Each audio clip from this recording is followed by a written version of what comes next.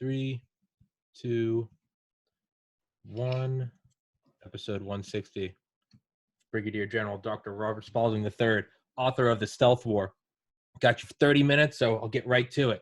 I don't want to regurgitate your book to you because obviously you wrote it and you know all about it. But I've listened to it 3 times in the last week, and at the end you have your guide to combating Sino-aggression. And I emailed you some of my own questions, but I've reformulated them a little bit, and so I'll get right to it so I don't burn through my time.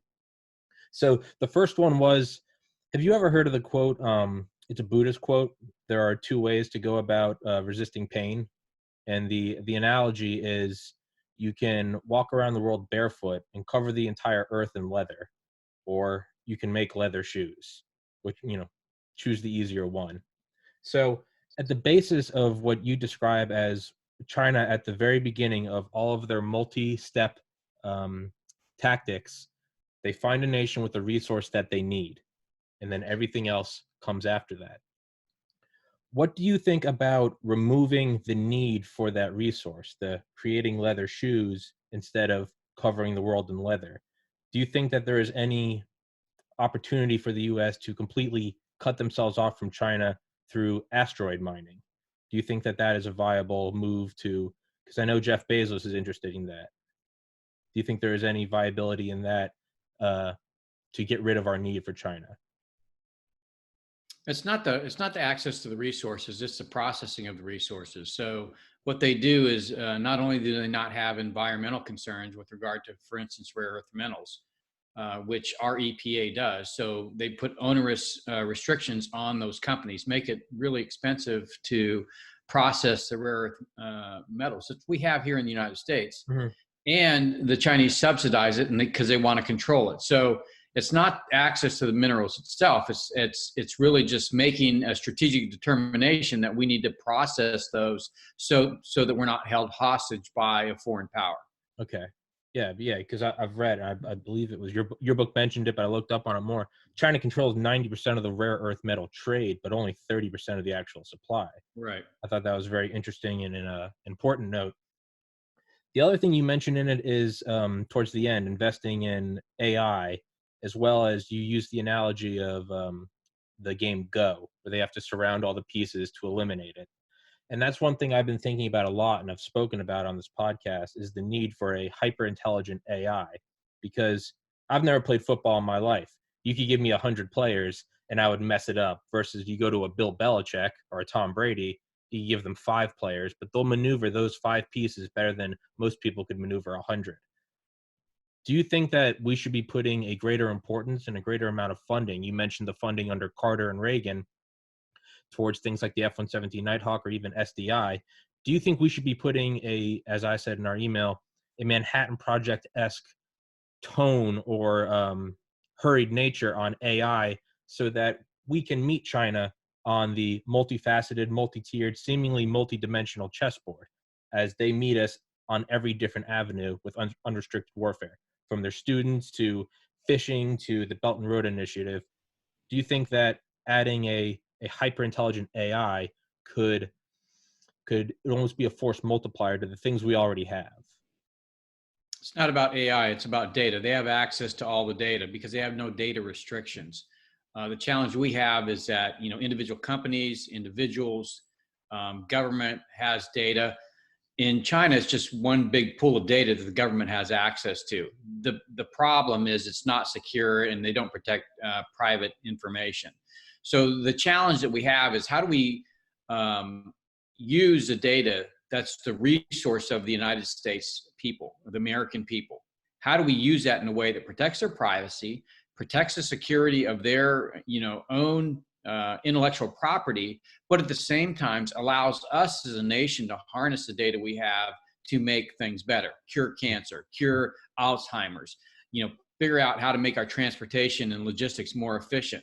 All those things are things that AI can be useful for, but without the data, the comprehensive cumulative data that companies like Google or Alibaba collect, we're not going to be able to do that. The problem we have today is that Google doesn't want to work with the government, and Alibaba only works for the government. Yeah. So there's a disparity here, and it's really about how do we project democracy and free trade, rule of law, and self-determination in a digital world where the underlying technology was built for authoritarians. The Hmm. open data model is perfect for authoritarians because you accumulate data, you accumulate power. Hmm. What we need is a way to lock down the data, ensure it's protected, but then also give AI the ability to have access to that data that protects privacy, that protects the intellectual property of the individual, but allows those macro effects that we can use on our society to be obtained. That's not AI. That's about a data system for the United States. And that's where on page 19, I say we need a secure nationwide 5G network. We need access to the data, but we need to also protect the privacy and security of each individual and each company's data. Hmm. Yeah, it's almost like the quote, "You can only be as good as the world allows you to be." We're fighting someone that has no morals, no bottom tier, and we're trying to hold our. They're street fighting, and we're still trying to keep the gloves on and not get any points against us. We It's don't even know what the fight is. We don't even know we're fighting. yeah, That's the problem. yeah, yeah, We think everything's fine. No, yeah. we're getting our ass handed to us. That's the problem. So, data, so when you think about what I'm talking about, every bit of your data is locked down. It's encrypted. Nobody can have access to it. But you know what? You want a loan, right? You want a loan to buy a car or a house. You want to be able to use Google Maps. Okay, well then you have to have an agreement with those companies to use their resources. Mhm. And the agreement is they have access to your data.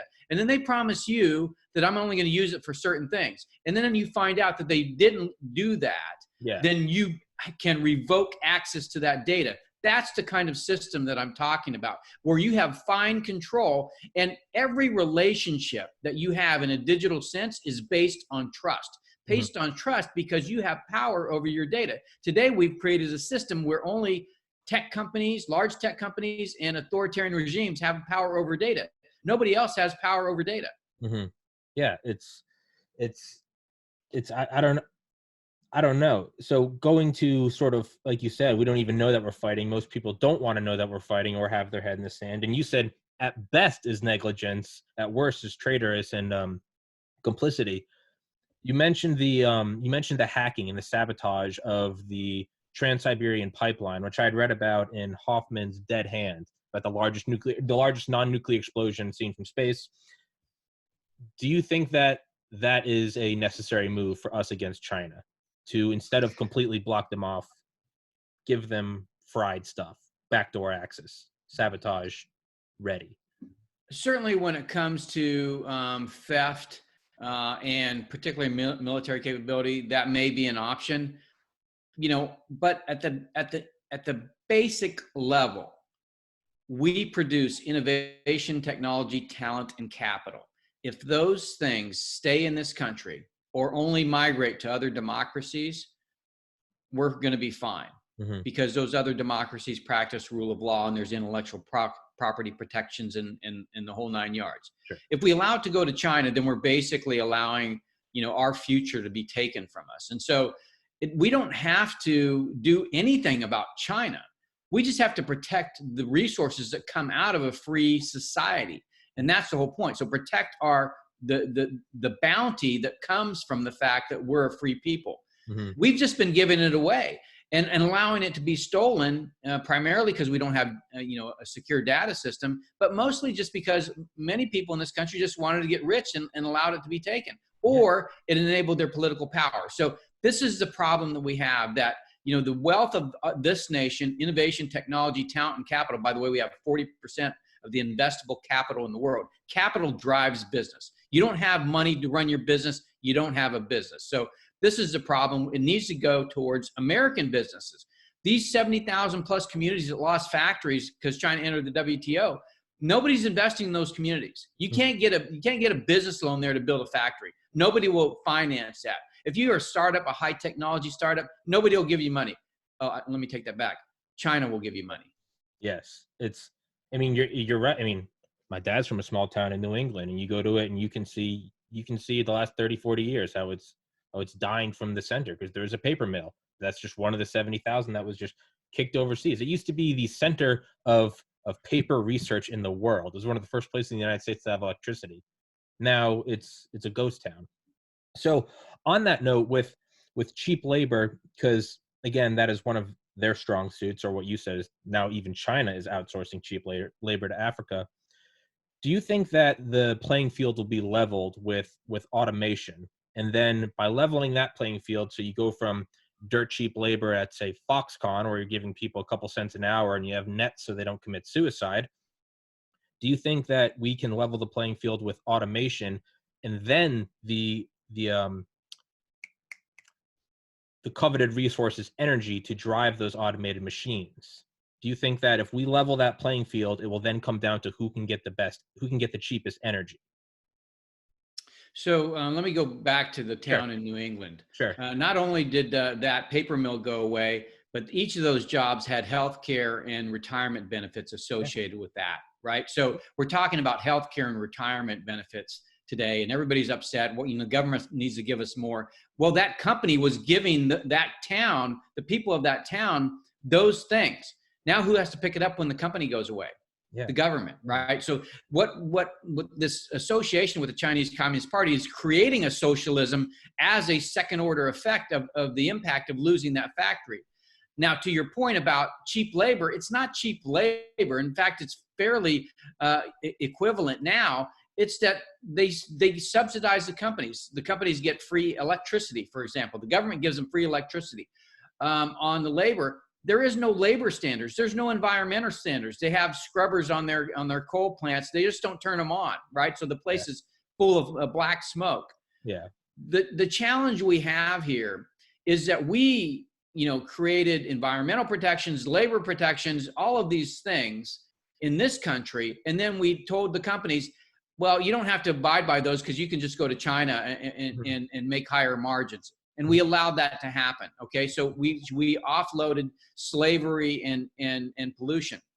But ultimately, your question is about automation and low energy costs, and that's what I'm banging on all the time. We have some of the lowest energy costs in the OECD. We have low corporate tax rates. We have opportunity zones all over the country. All these communities want manufacturing, but you can't get it because companies like Blackstone are sending money to China and not investing it in our own communities. Now, where's Blackstone getting their money? They're getting their money from the pension funds. Yeah. So the pension funds are saying, I need you to make a bigger return because you know what? I don't have people paying into these pensions anymore. Nobody's working.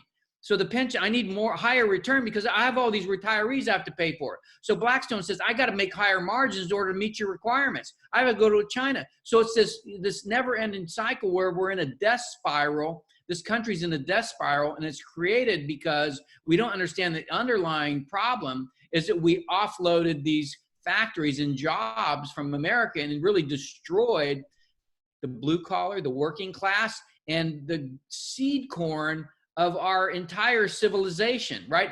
Mm-hmm. Not everybody is, just grows up in a system where they can be white collar. Yeah. We have like an ecosystem, an economic ecosystem. And so just like in a biological ecosystem, you kill off, you got the deer, you got the wolves, and you got the grass. You kill one of them off, you got collapse, right? Yeah. So what we have here is economic collapse in a sense that we have all of these billionaires making lots of money because they've offloaded all this stuff, and then they're selling cheap stuff from Walmart to the American people who don't have jobs. This is the problem. Yeah. And so, it's really a simple, actually, problem to fix. And your point about automation and energy, absolutely. That's what 5G is about. It's about automating your factories. And you pair that with, the price of natural gas here in the United States, it's like they're actually burning it off because they have so much. Good Lord. Yeah, you had that great quote from, I believe you were quoting Steve Bannon. It was, let's be perfectly frank, and I'm paraphrasing it. Let's be perfectly frank.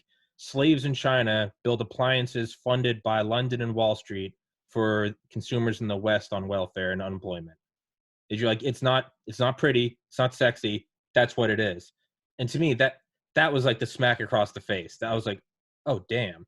So with energy, I've had on multiple nuclear physicists on here, ones that doing current nuclear fission research, ones that worked on atomic bombs and thermonuclear weapons, but also two men from Oxford that are working on a fusion. Fusion is obviously, as you know, you're an intelligent individual, the holy grail. It's always just around the corner. ITER, ITER is the International Fusion Research in, I believe it's France. Everyone's doing that except China. They're doing their own. China is building nuclear reactors. We are not. Fusion is the holy grail. That is, you can run it. What is it? You need 80 train cars of coal every day to get the same amount of power that half a train car of uranium per year can do, which doesn't hold a match to, I believe it's a milliliter of deuterium for an entire year. So it is the power of the sun. It is quite literally the thing that powers our world. Do you think that we should be doing, and I know I keep dropping this word, so it's probably losing importance and impact, a Manhattan Project towards nuclear fusion? If we can get that seemingly endless resource, and by the way, you can extract the necessary fuel from seawater, if we could have that seemingly endless power source, you could just run automation. You could run it to almost what Eisenhower used to say, power too cheap to meter. We just never fulfilled it. Do you think if we really push for an operable nuclear fusion reactor, we could run everything at power too cheap to meter, thus automation, factories, and kick China in the ass? So what we need is an energy policy, an energy strategy for the United States. We have to recognize we have energy needs today, we have energy needs in the midterm, and we have energy needs in the long term. And so we have to understand and take account of the resources we have. We have enormous natural gas and other petroleum reserves. We should take advantage of those while we can. We have wind power, we have solar power. We should take advantage of those too. We have molten salt reactors, thorium, right? Yeah. Not enriched uranium actually can power, very safe, fail-safe reactors. And we should have those. And then, of course, we should work on fusion. But what we ought to have is a balanced strategy that actually allocates resources according to what the language that's used in the military or in government research is, technology risk level, right? So right now, fusion's a high TRL, high technology risk level. Thorium reactor is kind of a medium. And then we know that natural gas is not a technology risk level. So that we ought to be investing right now in the near term in getting molten salt reactors. Oh, by the way, they don't put off a lot of nuclear waste like the old pressurized, heavy water reactors. Yeah. Now, and you can't make weapons from it. And then we ought to be continue, just like venture, investors do. The government ought to be throwing money at fusion research. Yeah. But there ought to be a lot of different examples going on. We've got this big ITER in France. Yeah. Why don't we have at least 10 different projects going on where you balance your risk out? I mean, no venture capitalist in his right mind would say, I'm going to put all my money into this one project. Maybe it'll work. No, they have like 20, 30 projects and one of them is going to work, but they don't know which one. They don't try to presuppose it. This is common sense. But, in government, we don't have, common investment sense because they're politicians. They're not businessmen.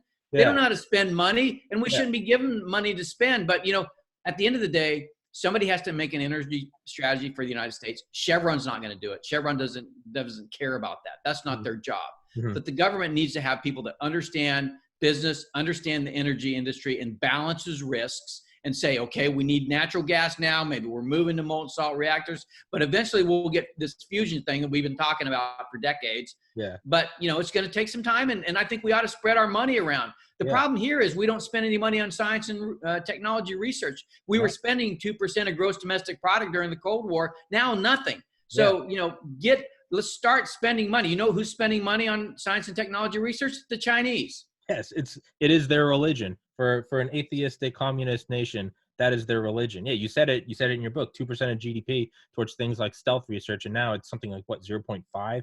Not even. I mean, we look at things like how do we go to the moon in '69? Well, it's 5% of GDP.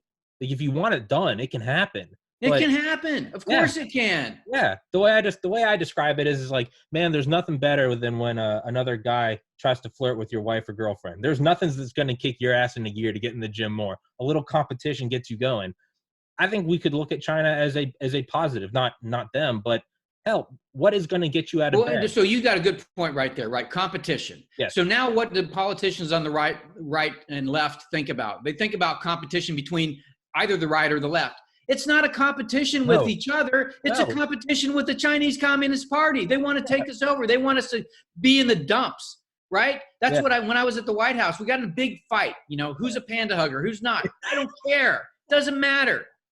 Yeah. That's past. But in the past, Yeah. we have to figure out how to fix our shit right now. It's about America. It's not about right or left. You know, DC wants to convince you that if you don't get all the Democrats in office, you know, it's going to be terrible. If you don't get all the Republicans in Congress, it's just going to be terrible. Baloney. It's about America. It's about the Constitution. It's about preserving our republic. And the competition is not the other side. The competition is the Chinese Communist Party.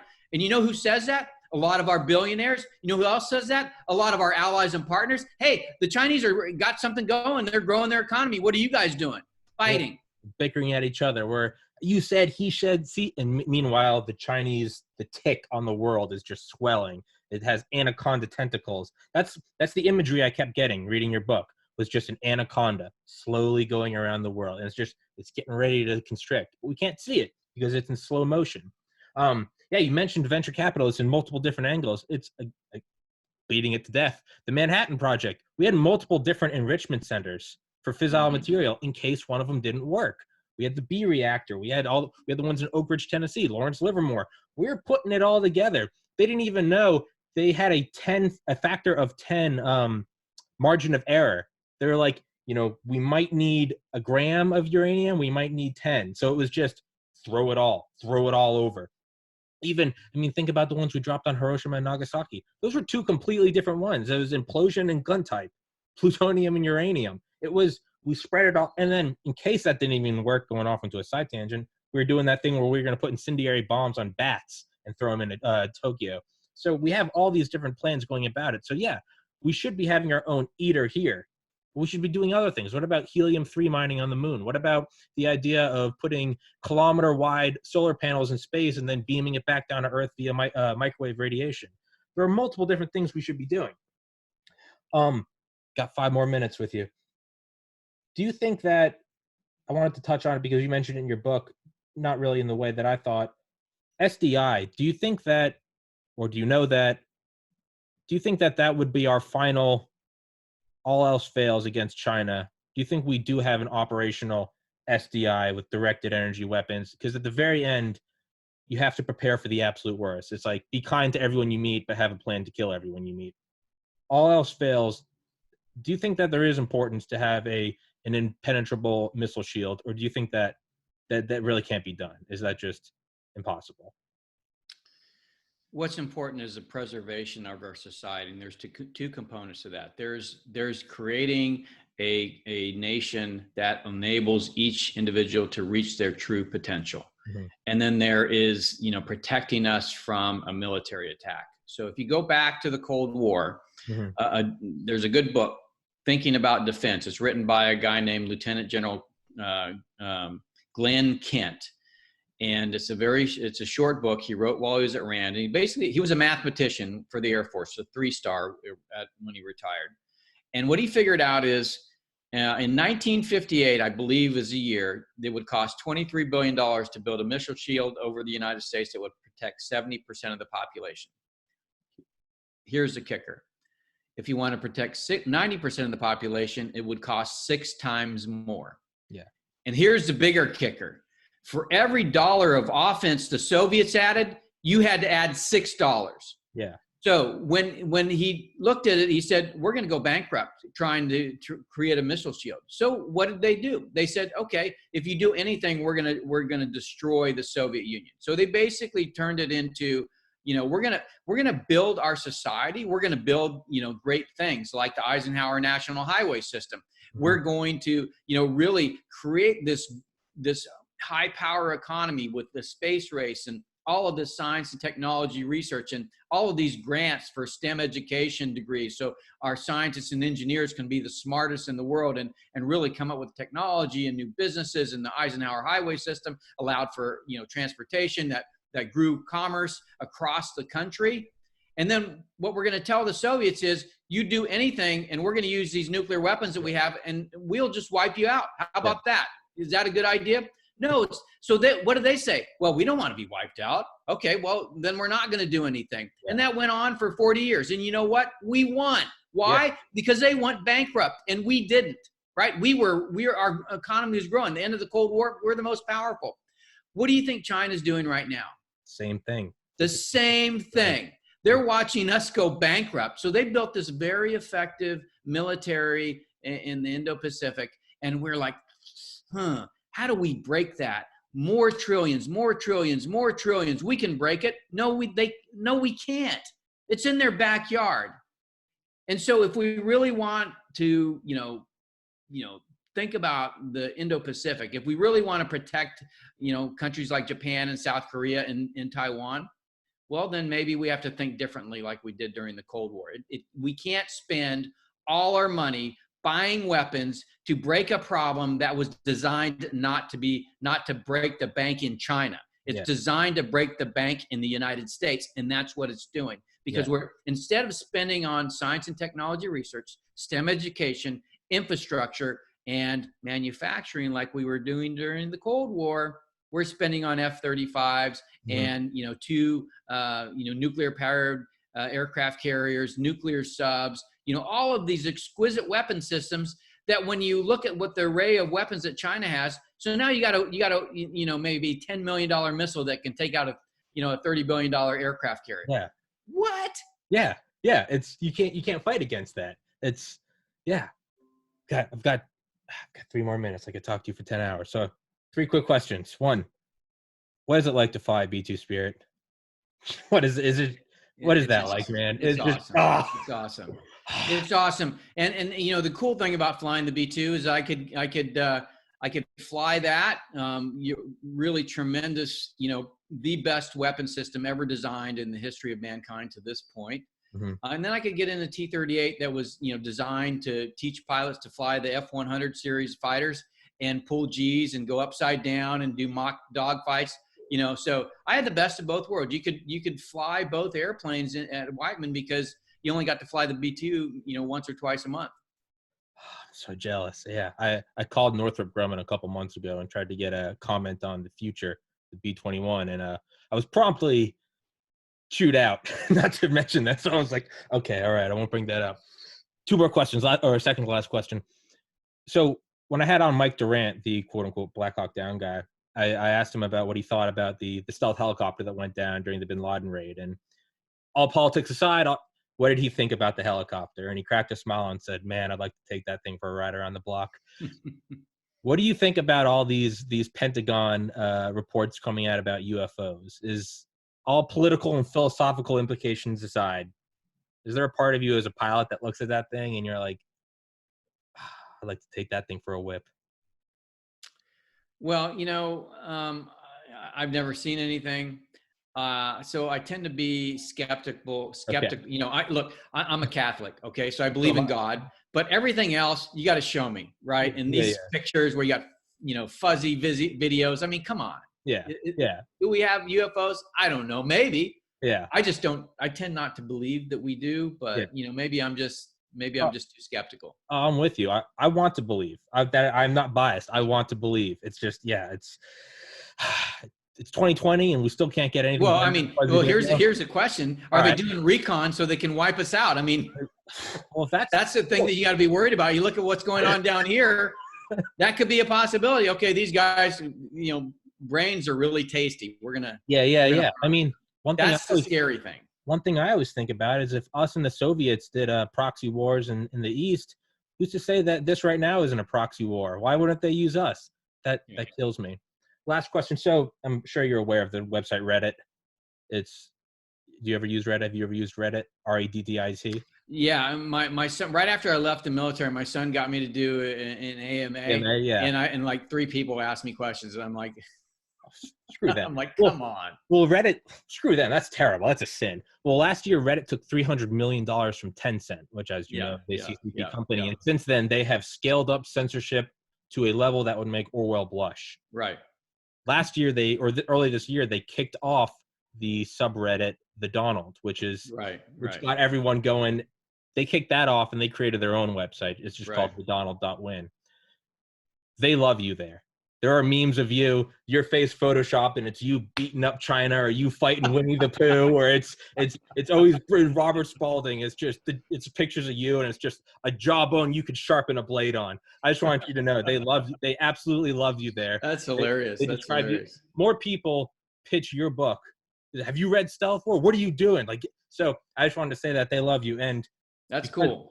they do. They really do. So, is there any chance I can just get you to say shout out to Donald? They love you. Shout out to Donald. The Donald. Shout out to the Donald. Yes, they love you. You're an American hero. Look, I don't care if you're from the right or the left. Sure. You know, I'm an American. I stand for the Constitution. You know, this country is great. I don't hate any Americans. I don't care what you think. Right. But, you know, we can't be a Marxist country. We can't, you know, this country is a melting pot. It's really about us all coming here and just throwing away tribalism, because everybody that comes here is an immigrant. So they leave behind their, you know, their baggage of the past and their associations, and they come here and they basically build a life, and they build a life. Most of them, particularly the immigrants, which is why I like hanging out with immigrants the most, because they're like, this place is great. You can do whatever you want. Nobody's there to persecute you. You don't have to go, you know, pay somebody's uncle so that you can get a license to run your business. You know, people don't understand that because they've been here too long, and they don't go and live in other places. And, you know, they say, oh, this place is terrible. And there's so much hatred. Look, bias is a feature of every society. Mm-hmm. It is a feature of mankind. Mm-hmm. This country and this Constitution is the best, you know, armor we have against that. So, mm-hmm. you know, I totally liked the interview, and thank you for the opportunity. Oh, yes, sure. Thank you. And yes, as much as I lean more to the right, I always say, I mean, thank God that there is a competition of ideas in this country where people from the right and the left can go at each other's throats and then go have a beer, and no one's throwing in a re-education camp. Amen. That's what's beautiful. Thank you, sir. You're a patriot. You are Paul Revere 2.0. Instead of the redcoats, it's the Chi-Coms. But I loved your book. Thank you so much for doing this, sir, and God bless. Thank you. All right. Goodbye. You have a good one.